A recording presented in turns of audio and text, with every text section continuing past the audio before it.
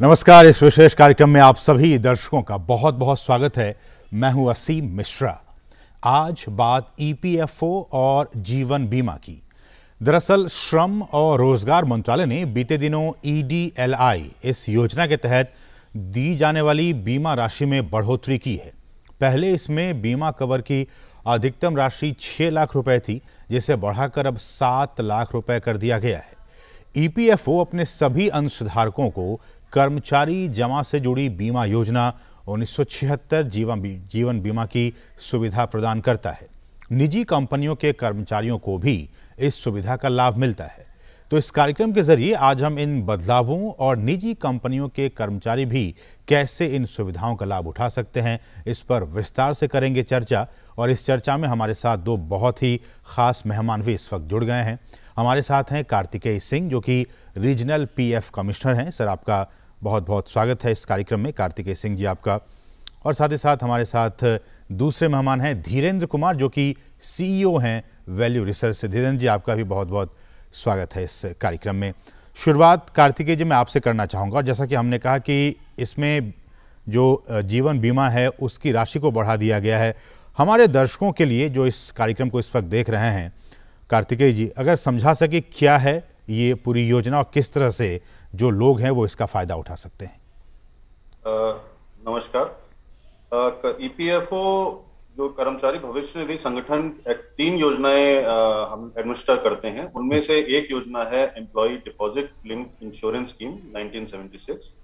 तो यह insurance scheme में जो भी एम्प्लॉय का पीएफ मेंटेन करता है ईपीएफओ, वो सभी एम्प्लॉयज इस स्कीम के ऑटोमेटिकली मेंबर बन जाते हैं विदाउट एनी अलग इसका सेपरेट कोई कंट्रीब्यूशन या कोई इसमें मेंबरशिप लेने की आवश्यकता नहीं होती है। और एम्प्लॉय को इसके लिए कोई प्रीमियम देने की भी जरूरत नहीं पड़ती है।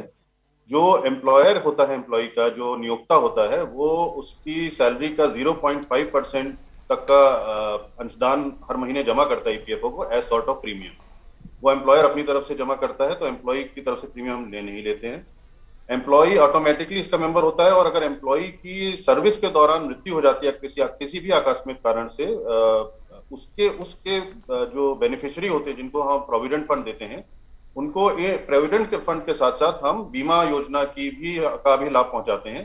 तो ये है employ deposit linked insurance scheme. जैसे कि आपने बताया, employ deposit linked insurance scheme में जो लाभ दिए जाते हैं, उनमें फिलहाल हाल ही 28 अप्रैल 2021 में बढ़ोतरी की गई है सरकार द्वारा। पहले ये लाभ की जो ऊपर की सीमा थी वो 6 लाख रुपया थी, जिसे बढ़ा के अब 7 लाख रुपए कर दिया गया है। इसके अलावा और भी इसमें कुछ बेनिफिट बढ़ाए गए हैं, जो वो भी मैं बताना चाहूंगा आपको जी। पहले इसकी जो मिनिमम अश्योरेंस बेनिफिट जो हम कहते हैं, जो मिनिमम जो दिया जाता है ऐसे लोगों को जो 12 महीने से एक ही कंपनी में काम कर रहे हैं, तो पहले उसको 2.5 लाख रुपया मिनिमम दिया जाता था। क्योंकि जैसे मैं बताऊं, ये employ deposit linked insurance scheme है, तो जो लाभ दिया जाता है it is linked to the deposit and salary. एक फॉर्मूला है स्कीम में, जिसके अंतर्गत उसका मिलता है बेनिफिट। तो उसका मिनिमम पहले 2.5 लाख रुपए था, जो कि फरवरी 2020 में लैप्स कर गया था। उसके बाद जो, जैसे आप जानते हैं कि कोरोना संक्रमण काफी फैला और वो हुआ, उसकी वजह से काफी परेशानी भी हुई लोगों को। बिल्कुल। तो गवर्नमेंट ने एक बेनिफिट पीछे की तरफ से इसको इम्प्लीमेंट करा है। अब करा है अप्रैल 2021 में, लेकिन विद रेट्रोस्पेक्टिव इफेक्ट फ्रॉम फरवरी 2020 ये बेनिफिट दिया गया है कि जो लोगों को मिनिमम एश्योरेंस 2.5 लाख जिनको नहीं मिल पाया था क्योंकि वो लैप्स कर गया था, उनको भी हम 2.5 लाख मिनिमम देंगे। और एक और बेनिफिट इसमें किया गया है कि जैसे मैंने कहा कि पहले ये 2.5 लाख था सिर्फ उन लोगों के लिए जो पिछले 1 साल से एक ही कंपनी में काम कर रहे थे। अब वो भी हमने बेनिफिट उसको और बढ़ा दिया गया है। और ऐसे लोग जो पिछले 1 साल से किसी भी कंपनी में काम कर रहे हों, बस वो पीएफ के मेंबर रहे हों, भले उन्होंने कंपनी बदली हो, तो उनको भी अब मिनिमम हम 2.5 लाख रुपया बेनिफिट देंगे और मैक्सिमम 7 लाख रुपए बेनिफिट देंगे। तो इससे ये उम्मीद की जाती है कि ऐसे कर्मचारी जो कॉन्ट्रैक्ट एम्प्लॉयज होते हैं, संविदा कर्मचारी होते हैं, या इवन हाई अर्निंग एम्प्लॉयज होते हैं, जैसे आईटी एम्प्लॉयज होते हैं, जो अपने एम्प्लॉयर्स बहुत चेंज करते हैं, उनको भी अब ये मिनिमम 2.5 लाख और मैक्सिमम 7 लाख का बेनिफिट दिया जाएगा। तो ये कुछ बेनिफिट्स अभी फिलहाल ही 28 अप्रैल को गवर्नमेंट ने नोटिफाई किए हैं और इम्प्लीमेंट हो गए हैं। तो ये एक ब्रीफ में employ deposit linked insurance scheme है। ठीक है, लेकिन सर जैसा कि आपने कहा कि कोरोना टाइम में, मेरा भी सवाल इसी पे है कि कोरोना टाइम में ये जो जीवन बीमा है और जिसकी राशि बढ़ा दी गई है, किस तरह से फायदेमंद साबित हो रही है, खासकर इस डिफिकल्ट टाइम में? जैसा आपने कहा, कोरोना समय में काफी जिन लोगों की भी डेथ हुई इन सर्विस में, तो उनको पहले क्या था कि जैसे मैंने बताया कि फरवरी 2020 में जो मिनिमम अश्योरेंस था वो खत्म हो गया था। पहले मिनिमम अश्योरेंस सरकार लाई थी, लेकिन वो 2 साल के पीरियड के लिए ही लाया गया था। तो फरवरी 2020 में वो लैप्स कर गया और उसके बाद से जिसकी किसी की डेथ होती तो उसके बेनिफिशियरी को मिनिमम अश्योरेंस बेनिफिट हम नहीं दे रहे थे। लेकिन पिछले 1 साल में काफी लोगों जो की डेथ हुई, मृत्यु हुई, उनको नहीं मिल पाया था मिनिमम, तो गवर्नमेंट ने बैक डेट से मिनिमम अश्योरेंस रीइंस्टेट किया है। और इस तरीके से करने से काफी अभी जो हम लोगों का जो अगर हम फिगर देखें तो अराउंड फरवरी, ये क्योंकि बैक डेट से जैसे किया गया, मैं बता रहा हूँ आपको, 15 फरवरी 2020 से ये इंप्लीमेंट किया गया मिनिमम अश्योरेंस। तो ये जो स्कीम है, इसके अंतर्गत डीडीएलआई स्कीम के अंतर्गत 15 फरवरी 2020 से 30 जुलाई 2021 तक का अगर मैं आंकड़े थोड़ा बताऊं ब्रीफ में, तो ऑलमोस्ट 52,000 लोगों, 51,600 समथिंग 52,000 लोगों को बेनिफिट हुआ है इसका। और ईपीएफओ ने 1350 करोड़ के आसपास के लगभग जो लाभ है उतना दिया है इन लोगों को, इन बेनिफिशरीज को। तो ये हम लोगों ने पिछले कोरोना के काल में जिन लोगों को जिनके यहाँ आकस्मिक मृत्यु हुई, उनको हम लोगों ने ये लाभ दिए। इसमें कार्तिकेय जी, जो वेतन भोगी लोग हैं वो भी शामिल हैं, उन्हें भी इसका फायदा मिलेगा या मिल सकता है? ये एक्चुअली वेतन भोगी लोगों के लिए ही है, जो जैसा मैंने पहले बताया था कि जो व्यक्ति, जो एम्प्लॉय ईपीएफ में कवर्ड है, जो ईपीएफ जिसका प्रोविडेंट फंड कटता है हर महीने, उस व्यक्ति की ऑटोमेटिकली वो इस स्कीम का मेंबर बन जाता है। एंड उसके लिए अलग से उसको कोई मेंबर बनने की आवश्यकता नहीं है, कोई फॉर्म भरने की आवश्यकता नहीं मेंबर बनने के लिए। ऑटोमेटिकली उसका जैसे पीएफ जमा होता है हर साल, हर महीने एम्प्लॉयर करता है, उसका काट के अपना और उसका मिला के हर महीने जमा करता है, उसी तरह उसी में से हम लोग ईडीएलआई का भी प्रीमियम ले लेते हैं और एम्प्लॉयर से लेते हैं, हम एम्प्लॉय से नहीं लेते हैं। तो वेतन भोगी लोगों के लिए ही बहुत ही लाभकारी योजना है। और अभी फिलहाल अभी कुछ ही, ये जब से ये इम्प्लीमेंट, हम लोग ईपीएफओ भी काफी हम लोग कोशिश भी कर रहे हैं सोशल मीडिया और सब माध्यम से कि, और हमारे जो क्षेत्रीय कार्यालय हैं उन लोगों को, वहां भी हम लोगों ने डायरेक्शन इशू की अपने मुख्य कार्यालय से कि ऐसे लोगों को आइडेंटिफाई करें, ऐसे परिवारों को जहाँ पे मृत्यु हुई है और जहाँ पे अनाथ हुए हैं बच्चे या जहाँ विधवा हुई हैं, और उनको इस बारे में, लाभ के बारे में बताएं और उनको पहुंचाएं। तो कार्तिकेय जी, अगर कोई व्यक्ति इस बीमा का लाभ लेना चाहता है तो क्या कुछ प्रोसेस है, कैसे वो क्लेम कर सकता है? इस योजना के लाभ के लेने के लिए जैसे व्यक्ति एक हमारा दोनों तरीके से लिया जा सकता है, फिजिकल और ऑनलाइन और ऑफलाइन। ऑफलाइन लाभ लेने के लिए हमारे एक फॉर्म है, प्रिस्क्राइब है, वो फॉर्म की कॉपी हमारे वेबसाइट पे भी मिल जाती है, हमारे क्षेत्रीय कार्यालयों में भी फ्री ऑफ कॉस्ट मिलती है और फॉर्म की कॉपी।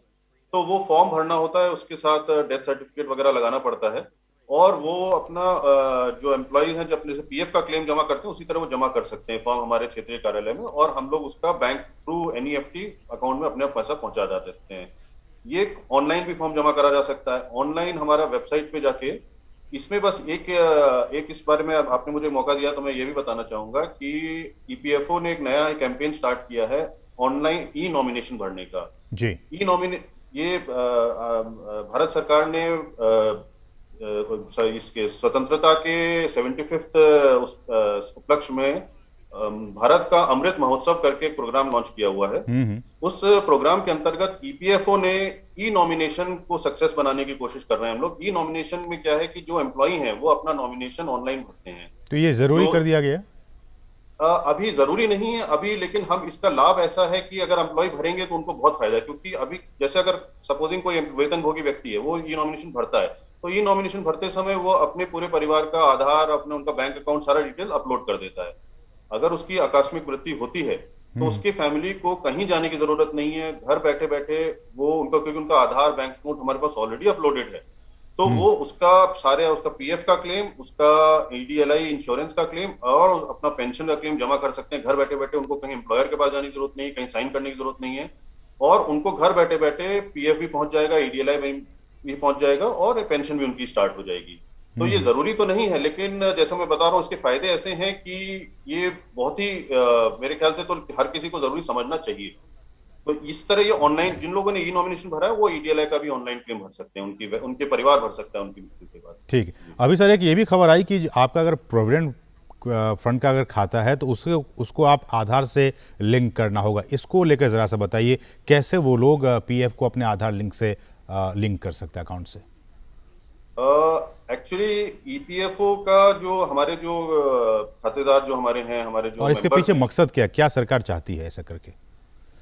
हम लोगों का जो हमारे जो मेंबर हैं, ऑलमोस्ट 6.76 करोड़ मेंबर हैं ईपीएफओ के अक्रॉस द पूरे भारतवर्ष में, जो एम्प्लॉइज हैं, जो वेतनभोगी एम्प्लॉइज हैं। तो हम लोग इनका काफी समय से कैंपेन चल रहा है, इनका आधार इनके यूएएन जो कि यूनिवर्सल अकाउंट नंबर होता है ईपीएफओ का, उससे लिंक करने के लिए। उसका बेनिफिट ये है कि देखिए, अगर अभी हमको जो एम्प्लॉय से हमारा जो हमारे जो मेंबर हैं उनके साथ जो हमारा रिलेशनशिप है वो अभी थ्रू द एम्प्लॉयर है, थ्रू एस्टैब्लिशमेंट है। आधार लिंक करने से, केवाईसी लिंक करने से हमारा जो रिलेशनशिप है वो डायरेक्ट एम्प्लॉय के साथ है।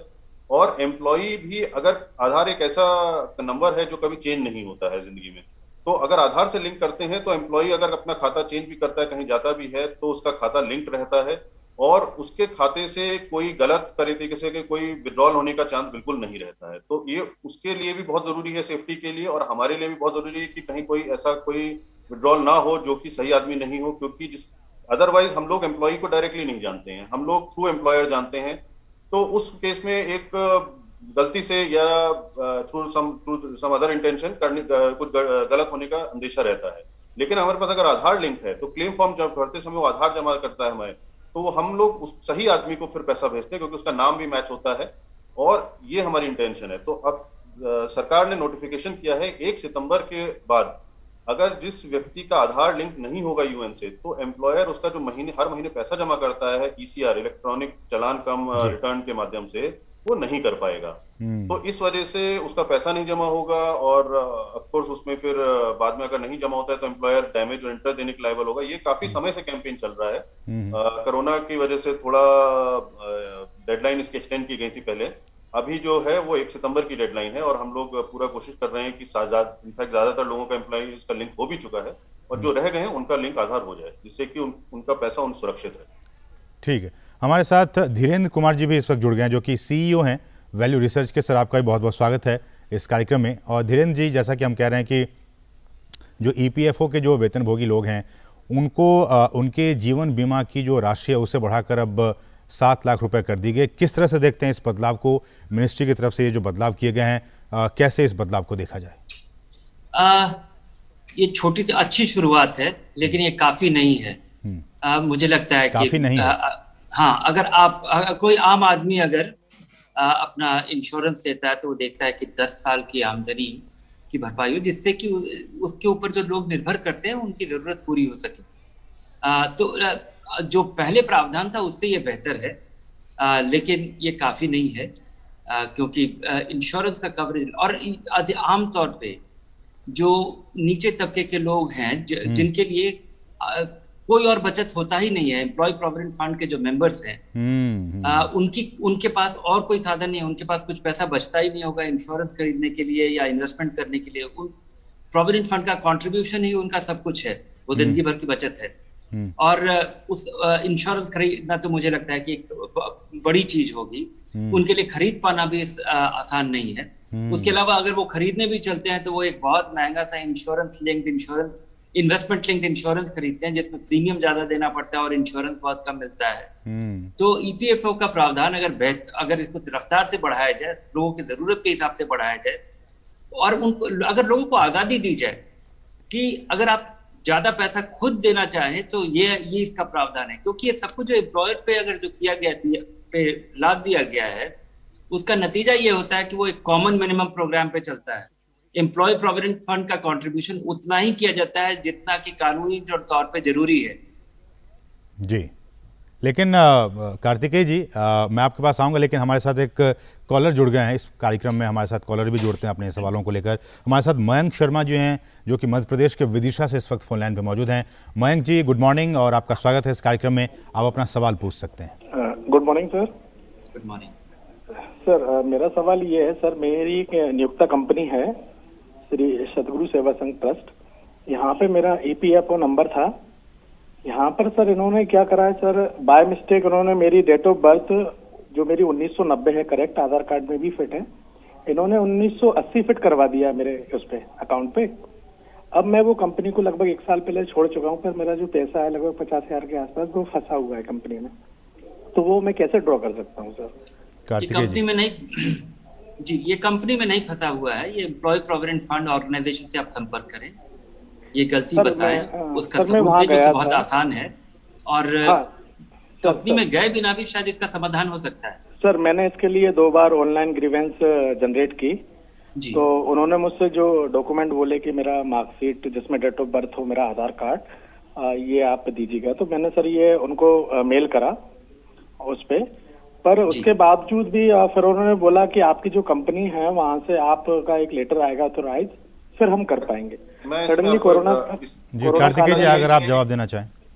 इसमें ये एक आम प्रॉब्लम है जो आप बता रहे हैं, और जैसे मैं कह रहा हूं कि हम आधार से लिंक कर रहे हैं, हम यही इसीलिए कर रहे हैं कि सब प्रॉब्लम ना है, पर अभी जो है उसमें उसका तरीका ये है कि क्योंकि जैसे मैंने बताया कि हम अपने मेंबर्स से हमारा डायरेक्ट कांटेक्ट नहीं रहता है, थ्रू एम्प्लॉयर रहता है, तो इसलिए आपके ऐसे केसेस में आपको जॉइंट डिक्लेरेशन एक होता है, एक फॉर्म आपको किसी भी पीएफ के ऑफिस में, ईपीएफओ के ऑफिस में मिल जाएगा आपको, उसमें वो आपको जमा करना होता है। जॉइंट डिक्लेरेशन आप भी साइन कर देंगे, कंपनी भी आपका साइन करेगा, क्योंकि कंपनी ये सर्टिफाई कर देगा कि आप वही व्यक्ति हैं, और साथ में आप अपना जो भी आप आधार कार्ड या जो भी आप बता, डेट ऑफ बर्थ का सर्टिफिकेट, क्लास 10 की मार्कशीट या आपका जो भी इस तरह का कोई जो हो प्रूफ हो, जो साथ में लगा के दे दें, तो जो कंसर्न पीएफ ऑफिस है वो अपने रिकॉर्ड में आपका वो डेट ऑफ बर्थ को सही कर लेगा। और वो बहुत लंबा वैसे मुश्किल प्रोसेस नहीं है, पर हाँ ये अभी अनफॉर्चुनेटली आपको जॉइंट डिक्लेरेशन जो आपका पुरानी कंपनी है वही सर्टिफाई करेगी, क्योंकि अभी एट द मोमेंट हम लोगों को अब एम्प्लॉयज हमारे मेंबर्स हैं वो थ्रू हम एम्प्लॉयर को उनको जानते हैं, वही हम सीधे संपर्क के लिए ही हम जैसे ई नॉमिनेशन या आधार लिंकेज ये इसलिए कर रहे हैं। तो अभी ये प्रोसेस है, आप अपने जॉइंट डिक्लेरेशन जमा कर दें कंसर्न पीएफ ऑफिस में। और वो सर ये ऑफलाइन कर सकते हैं, क्योंकि ऑफलाइन में दे चुका हूँ, वो बोले कि ऑनलाइन भी आना चाहिए, तो क्या ऑनलाइन में कंपलसरी है? हाँ, आप ऑनलाइन भी कर दीजिए, पर ऑफलाइन भी करने से हो जाना चाहिए, कोई ऐसा इशू नहीं है। आप और ईपीएफओ का जो ग्रीवेंस रिड्रेसल पोर्टल है ईपीएफआई जीएमएस, आप उस पर भी अपनी ग्रीवेंस डाल सकते हैं, पर पहले आप ऑफलाइन जॉइंट डिक्लेरेशन जमा कर दें, और वो अगर नहीं होता है किसी कारणवश तो आप अपना दे दें कि डिटेल कि आपने ग्रीवेंस रिड्रेस आपने कब जमा किया था और क्यों नहीं हो रहा है, और आपको टाइम बाउंड तरीके से जवाब मिलेगा, क्योंकि ये हमारा पूरा मॉनिटर रहता है। लेकिन कार्तिकेय जी, ये समस्या मयंक जी की नहीं है, बहुत से लोगों की एम्प्लॉयर की तरफ से ये समस्या कई बार होती है, कई लोग इससे जूझ रहे हैं। जी, आपकी बात सही है, बिल्कुल ये समस्या कई लोगों की होती है, और इनफैक्ट जैसे मैं बता रहा हूँ आपको, लोगों के नाम में गलती हो जाती है। जैसे फॉर एग्जांपल किसी का नाम गीता है, वो GEETA लिखते हैं, आधार में GITA है, ये वजह से, क्योंकि हमारा जो डेटाबेस है वो हम उसको सही कर रहे हैं, हम थ्रू आधार उसको लिंक कर रहे हैं। जहाँ पे प्रॉब्लम होती है, डेट ऑफ बर्थ में प्रॉब्लम गलत है, फादर्स नेम गलत है या समथिंग लाइक दैट गलत है, तो हमको जॉइंट डिक्लेरेशन लेके हम उसको सही करते हैं, क्योंकि जैसा मैंने आपको अभी मैं बार बार कह रहा हूँ, हम एम्प्लॉयर के थ्रू जानते हैं, और that is we want to finish that, we want that employ का डायरेक्टली जैसे अपने यूएन से वो लॉग इन कर सकता है, अभी भी कर सकता है, वो अपना पीएफ अमाउंट देख सकता है, वो अपना बाद में क्लेम भी अपना, अभी हमने ये भी कर दिया है कि ऑनलाइन क्लेम जो जमा करते हैं वो डायरेक्टली जमा कर सकते हैं। तो वी वांट कि डायरेक्ट हमारे मेंबर से कांटेक्ट रहे, जिससे कि उनको भी सुविधा हो। और जैसे ऐसे ही बता रहे हैं, जो इन्होंने बताया कि नौकरी छोड़ दी, उसके बाद उस करेक्शन करने के लिए जाना पड़ रहा है, तो उसमें ऑब्वियसली थोड़ी डिफिकल्टी होगी। तो जब ये डेटाबेस इसीलिए हम आधार से लिंक कर रहे हैं, एक बार सारा आधार से लिंक होगा तो जो आधार में आपका जो डेट ऑफ बर्थ है, आधार में जो आपका नाम है, जो फादर नेम है, वही हमारे डेटाबेस में होगा, और फिर आगे से होपफुली ये इस तरह की प्रॉब्लम नहीं आएगी। ठीक, हमारे साथ एक दूसरे कॉलर भी जुड़ गए हैं, नारायण दत्त पांडे जी हैं, जो कि बागेश्वर उत्तराखंड से इस वक्त फोन लाइन पे मौजूद हैं। नारायण दत्त जी, आपका स्वागत है, आप पूछिए अपना सवाल। सर मैं आज 7 महीने से मैं इंजर्ड हूँ, मेरा पाँव टूट गया था। हेलो जी जी जी, मेरा पाँव टूट गया था। अभी मेरा एम्प्लॉयर ने मेरी कोई सुध ले रहा है और न कुछ भी बात भी नहीं कर रहा है। अब मेरा जो PEFO है वो भी नहीं भरा जा रहा है। तो न मैंने स्कूल में काम कर रहा था, मैं स्कूल में टीचर था, न वो बात कर रहा है प्राइवेट टीचर। तो अब इसके लिए मेरे को क्या करना पड़ेगा सर? न मेरे को कोई लाभ। कार्तिकेय जी, बहुत सारी समस्याएं लोगों की, सारे सवाल आपकी तरफ। हाँ, और जब भी वो PF भरते थे सर, हर महीने में अलग अलग अमाउंट भरते थे जब भी। तो ऐसा होता है क्या? वो सैलरी से लिंक्ड होता है, सैलरी का परसेंटेज होता है, तो अगर सैलरी चेंज होती है तभी चेंज होना चाहिए, अदरवाइज चेंज नहीं होना चाहिए। अगर गलत भर रहे हैं तो फिर वो उसमें चेक करने की बात है। अलग अदरवाइज अलग अलग अमाउंट भरते थे सर।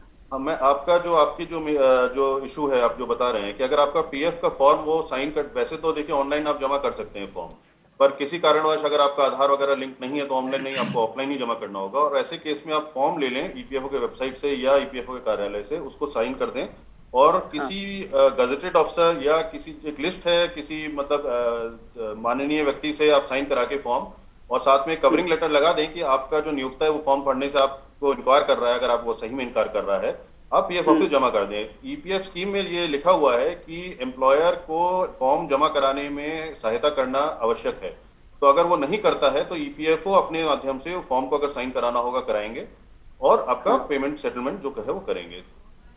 अच्छा सर, इसमें कोई जैसे किसी को कोई इंजर्ड हो जाता है और काम नहीं कर पाता, कोई इसके लिए लाभ है क्या?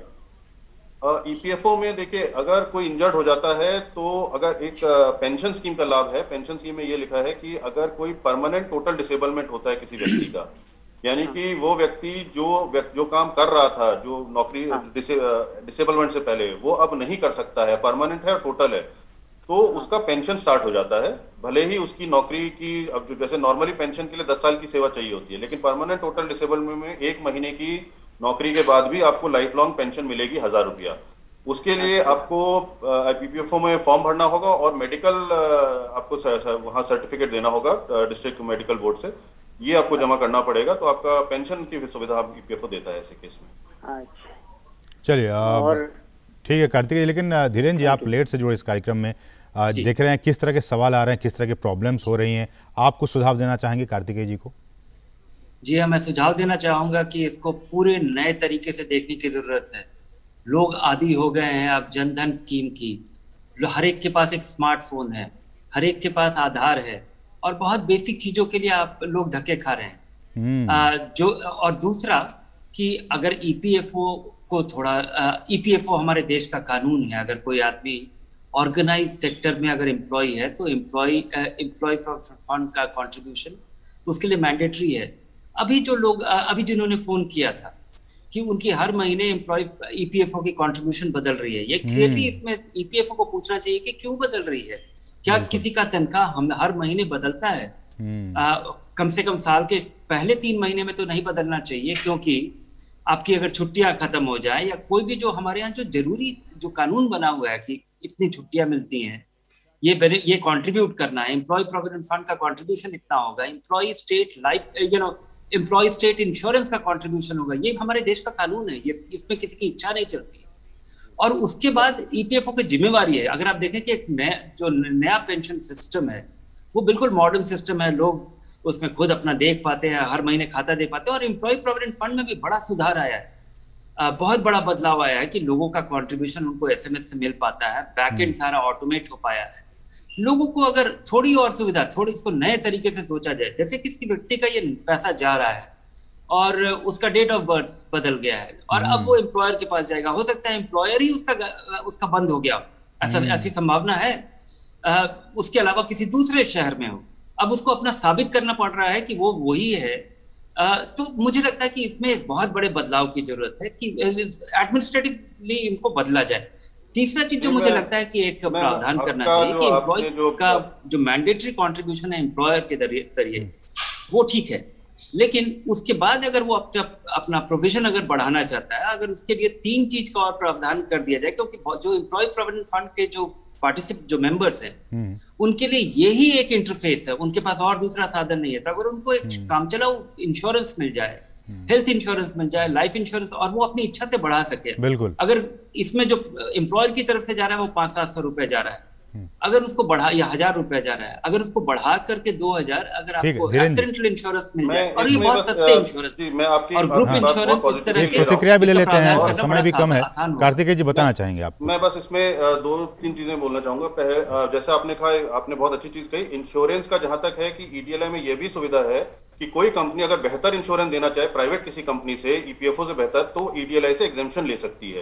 ऐसे केस में वो एम्प्लॉयर अपना बड़े ही ज्यादा ही प्रीमियम देना चाहे तो ज्यादा देके किसी प्राइवेट कंपनी से ले सकता है और हम उसको ईडीएलआई का कंट्रीब्यूशन देने की जरूरत नहीं पड़ती है। बस ये कंडीशन है कि उसको जो सुविधा है, जो इंश्योरेंस है, that should be better than EDLI, उससे हमसे बेहतर देना चाहिए without employ giving any extra premium. Employer भले ही प्रीमियम देना चाहे तो ये सुविधा है, पर आपकी बात सही है कि और हम और इसमें बदलाव कर सकते हैं। दूसरी चीज, ईपीएफओ फिलहाल पिछले कुछ सालों में काफी ऑनलाइन चीजें हमने कर दी है। उमंग ऐप के थ्रू ईपीएफओ ऑलमोस्ट, उमंग ऐप पे मेजॉरिटी ऑफ हिट्स जो हैं वो ईपीएफओ के सब्सक्राइबर्स के होते हैं। ईपीएफओ के almost all facilities are available on Umang app. Claim submission से लेके पेंशनर्स अपना जीवन प्रमाण उमंग ऐप के थ्रू जमा कर सकते हैं, अपना बैलेंस दे सकते हैं, हर महीने कितना आ रहा है। तो काफी सुविधाएं हैं जो ईपीएफओ की, we have gone totally online. पर जैसा मैं कह रहा हूं कि we have a long way to go, जैसा आपने कहा वो बात I take it very positively कि हमें आगे बढ़ना है, अपने और भी हमें बेहतर सेवाएं देनी है। और हम लोग इसीलिए हम लोग आधार से लिंक कर रहे हैं। जैसे मैंने ई नॉमिनेशन आपको बताया, ई नॉमिनेशन हम ये करना चाह रहे हैं जिससे कि एम्प्लॉय की डेथ हो जाती है, उसके बाद उसके परिवार को भटकना ना पड़े, एम्प्लॉयर के पास ना जाना पड़े, इधर ना जाना पड़े, उधर ना जाना पड़े। अगर एम्प्लॉय ने ई नॉमिनेशन कर रखा है तो एम्प्लॉयर, उसके जो परिवार वाले घर में बैठ के अपना सारे क्लेम ईपीएफओ के जमा कर सकते हैं, उनको कहीं जाने की आवश्यकता नहीं है। तो ये सब चीजें हैं जो हम काफी लाए हैं और लाएंगे in future, and hopefully we will give a much हम ज्यादा अच्छी सेवाएं दे पाएंगे। चलिए, उम्मीद करें कि जो सुझाव धीरेन्द्र जी की तरफ से दिए गए और बाकी जिन लोगों के कॉल्स आए और उन्होंने जो बातें कही उनको मद्देनजर रखते हुए ईपीएफओ कुछ बदलाव करेगा, पॉजिटिव बदलाव करेगा, ताकि जो लाखों की संख्या में जो उनसे जुड़े हुए लोग हैं उन्हें फायदा होगा। धीरेन्द्र जी, बहुत बहुत शुक्रिया इतनी अच्छी बातों को हमारे साथ। लाखों में नहीं, ये करोड़ों में है। बिल्कुल, करोड़ों में है। बहुत बहुत शुक्रिया धीरेन्द्र जी, समय आज इतना ही है। और कार्तिकेय जी, आपका भी बहुत बहुत शुक्रिया हमारे साथ वक्त निकालने के लिए। आप दोनों ही मेहमानों का बहुत बहुत शुक्रिया। तो आज के इस मनी मंत्रा के आज के इस विशेष अंक में बस इतना ही। मुझे और हमारी पूरी टीम को दीजिए अनुमति। नमस्कार।